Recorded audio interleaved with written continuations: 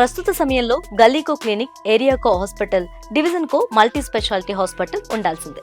దెబ్బ తగిలినా, ప్రమాదం జరిగినా, అనారోగ్యంగా ఉంటే దగ్గరలోని హాస్పిటల్కి వెళ్తాం. జనాభా పెరిగిన కొద్దీ వందలాది ఆసుపత్రులు పుట్టుకొస్తున్నాయి. కానీ ఓ దేశంలో మాత్రం ఆసుపత్రులు లేవు. వైద్యం కోసం పక్క దేశ రాజధానికి వెళ్తున్నారు. ఆశ్చర్యంగా అనిపిస్తున్నా ఇది నిజం.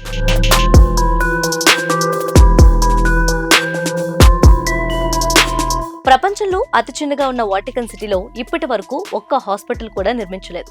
1929లో ఏర్పడిన ఈ దేశంలో ఒక్కటంటే ఒక్క హాస్పిటల్ కూడా లేదు. దాంతో ఈ 96 ఏళ్లలో ఈ కంట్రీలో అధికారికంగా ఒక్కరు కూడా పుట్టలేదు.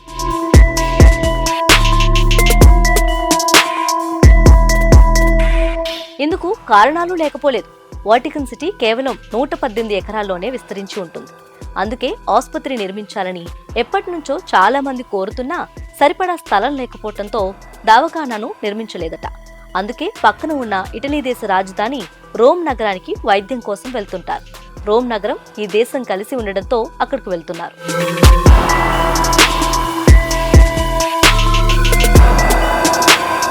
అయితే ఈ దేశంలో మరో వింత కూడా ఉంది. ప్రపంచంలోనే అతి చిన్న రైల్వే స్టేషన్ కూడా ఇక్కడే ఉంది. ఈ స్టేషన్లో 300 మీటర్ల పొడవుతో 2 ట్రాక్స్ ఉంటాయి. సరుకు రవాణా చేసే రైళ్లకు మాత్రమే వాటిని వాడతారు. అంతేకాదు దోమలు లేని దేశంగా కూడా దీనికి పేరుంది.